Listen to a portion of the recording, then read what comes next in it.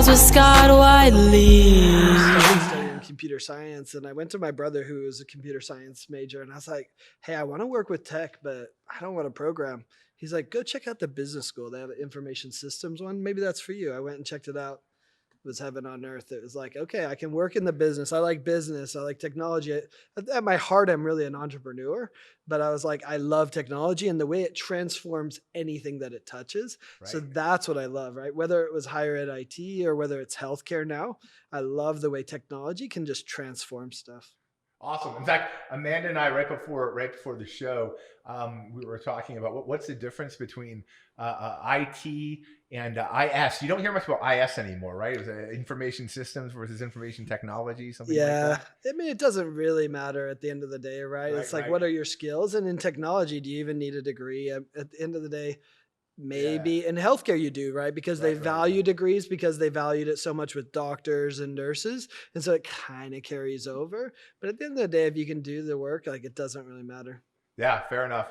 Fair enough. Nice. So you get on this, you're on the journey to IT, right? Looking for something, that connection between business and technology where you don't want to, did you ever do any programming or was just coding not for you?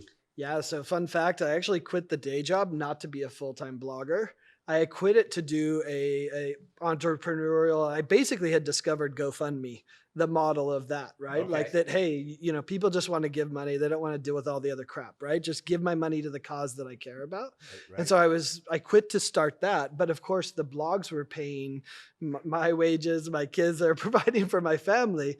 And so I quit to do that. And so during that first 6 months, I was just programming this application to raise money for high school sports teams and different organizations that, along the same GoFundMe model.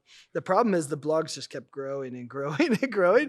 And then I was like, okay, well, I got reality and I got potential and I got to decide what to do. And eventually I reluctantly shut it down and just went all in on the blogging and of course, everything else I've created. Awesome. And how did that work? If I remember correctly, so, and I don't know if they still use the same nomenclature, but you had, still to this day, folks use Google AdWords to place ads. But then as I remember, it used to be called, maybe it's still called Google AdSense. Was it AdSense? Yeah. And then they're putting the ads on your blog. Is that how it works? No, that's how I started, right? Okay, that's how I put the Google AdSense on there, right? And was getting clicks and was making money. I got invited to the very first meeting they ever did, like in person with Google AdSense people, publishers here in Las Vegas. They came and they're like, this is the first event we've ever done in person with people, because they always did it virtually, right? They're like, they didn't think about it. And so I went to that one because I was doing really well, right? Making ads and, EHR vendors were advertising and they were getting clicks and it was working out well. But yeah, I mean, the problem is it just fell off a cliff, like the pricing and stuff.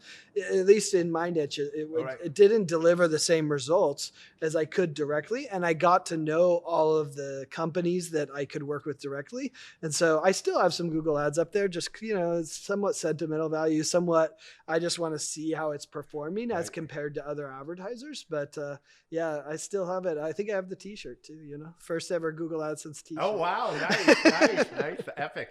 So did something happen like that made it fall off like that, or it just was progression of a variety of things? Yeah, I mean, for me, I think it fell off because if you remember, was it 12 years ago, 15 years ago, something like that? They gave $36 billion of stimulus money for EMR. Oh, I do remember. Yeah, right on. Yeah, I think it was. Right around 2009 to 2010. Yeah, it was the RS stimulus package, right? Yeah. When they did that, what is it, $1 trillion? Which at the time we're like, we're spending $1 trillion, but now after COVID, we're like, oh, we spent $5 trillion. I guess the trillion was small. Right. The other thing about that, it was a double-edged sword because it was great to get folks to adopt, EHR, but I often wonder, was that quick adoption part of the reason why it's so fragmented today? Because one challenge in EHR is everyone's on a different version. And so folks were so quick to adopt before there was any kind of standardization at the time. Yeah. And I don't think the standardization was the problem. It was the intent of what people thought an EHR would deliver. So people thought it would deliver interoperability and you'd be able to just share data easily between the systems. Right. That's not what EHRs were. EHRs were these big billing engines that got people paid quicker. And Right, so right, right. that's the problem, right? In fact, they literally yanked the language out of the High Tech Act, which was part of the stimulus package, that around interoperability, because they knew they just couldn't deliver it because they weren't developed that way. Of Right, course, it was right. a shovel-ready project, remember, right? Like this $1 trillion of shovel-ready stuff that will stimulate, that took about like 3 years before any money was spent, and then another like 6, 8 years to spend it all.